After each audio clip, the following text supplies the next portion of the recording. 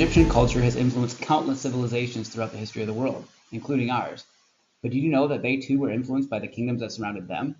One such kingdom was Kush, located to the south of Egypt. As you watch, listen carefully. There will be questions about each video clip shortly after you watch the video.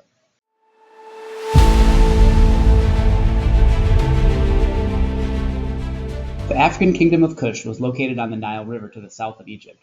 The civilization of Kush thrived from about 2000 BCE to 350 CE. Kush and Egypt maintained a close relationship throughout much of Kush's long history. The two civilizations struggled for power and conquest. Signs of the two kingdoms' contact can be found in pictures on the walls of some Egyptian tombs and temples. A good example is the tomb of Hatshepsut, Egypt's first female pharaoh. Many painted scenes of Egyptian life decorate the walls.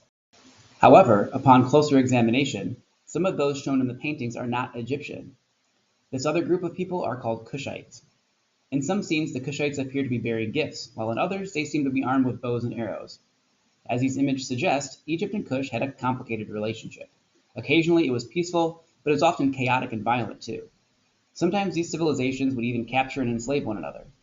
In this lesson, you will investigate the relationship between Egypt and Kush, as well as the influence of each culture on the other. The city of Meroe became an important center of trade in the Kushite culture. You will also discover how the location of Kush influenced its history and how Kush created its own unique civilization.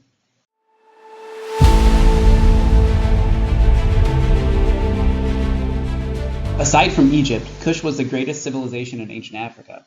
Similar to its neighbor to the north, Kush grew up around the fertile banks of the Nile River. Kush was also known for its rich gold mines.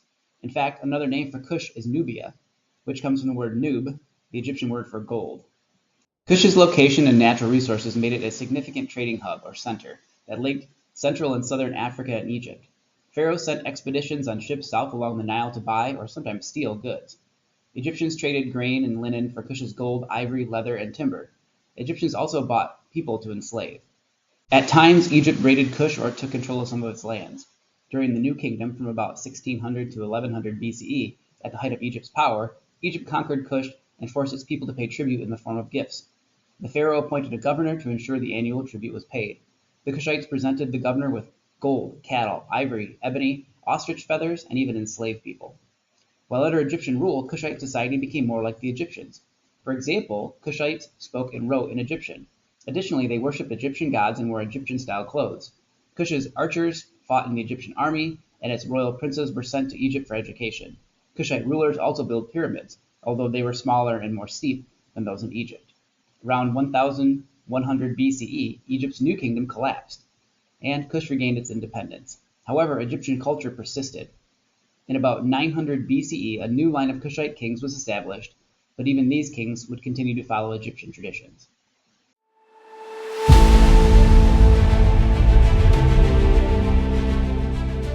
After the collapse of the New Kingdom, Egypt fell into political chaos. At least 10 Egyptian kingdoms competed for power, making Egypt weak and unstable from the constant fighting. In the mid-700s BCE, Kush took advantage of Egypt's vulnerability when Kushite armies invaded Egypt. In about 730 BCE, the kings of northern Egypt surrendered to Pi, king of Kush. After his conquest of Egypt, Pi declared himself pharaoh. One of the titles was Uniter of Two Lands. The kingdom of Kush now extended 1,500 miles. It reached from the Kushite city of Meroe, located in the southern Nile River, to the Mediterranean Sea. In Egypt, Pi and his family became the 25th dynasty or line of rulers. Kushite pharaohs reigned over Egypt for nearly a century. Instead of destroying Egypt, the Kushite pharaoh wanted to revive its past glory. Other pharaohs built magnificent new temples and pyramids in both Egypt and Kush. One of the most beautiful was the temple at Jebel Barkal, which was modeled after the temple built by Egyptian pharaoh Ramses II at Abu Simbel. In the 670s BCE, the Assyrians, who had created a powerful empire in Mesopotamia, started attacking Egypt. In 671 BC, the Assyrian king invaded Egypt. For many years, the Kushites tried to defend themselves, but the Assyrians' advanced iron weaponry drove the Kushites out of Egypt. By the mid-650s BCE, the last of the Kushite pharaohs had fled Kush.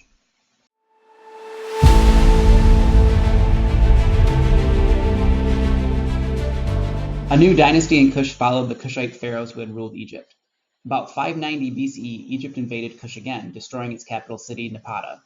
The Kushites named Meroe their new capital because it was 300 miles south of Napata, safely out of Egypt's reach.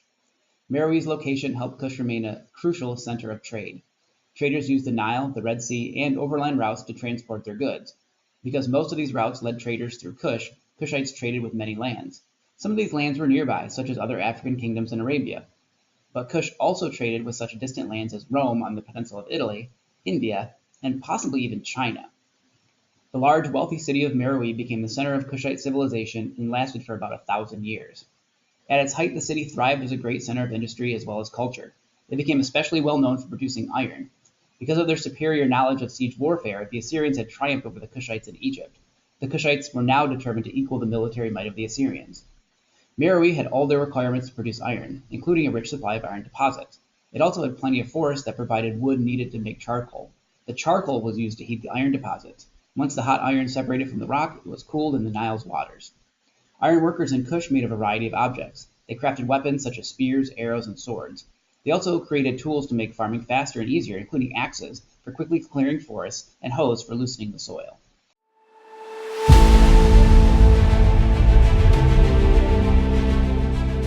After its separation from Egypt, Kush returned to pre-Egyptian ways. Artwork, clothing, and buildings no longer imitated Egyptian styles. For example, Kushites worshipped an African lion god rather than Egyptian gods. They also wrote and spoke a native language called Meroitic after Meroe, which is its own alphabet. Kushite art and architecture flourished. Artisans made beautiful pottery, cloth, and gold and silver jewelry. Rulers built grand palaces, temples, and pyramids. Additionally, Kush revived the African practice of female leadership. Powerful kandakes, or queen mothers, ruled Meroe. Considered goddesses, they usually co-ruled alongside their sons or husbands. One of the greatest kandake was Queen Amanirenas, who defended Kush against the powerful Romans in 24 BCE. The Romans had conquered Egypt while expanding their vast empire, and later demanded tribute from Kush. Queen Amanirenas and her son, Prince Akinadad, led an attack that destroyed several Roman forts on Kush's border and continued the war with Rome. After 3 years of fierce fighting, Rome signed a peace treaty with Kush. Kush no longer had to pay tribute to Rome. Under Amanirenas, Kush had defeated the most powerful empire in the world. The kingdom of Kush survived for nearly 400 more years. In 350 CE, Kush fell to invaders from the African kingdom of Ethiopia.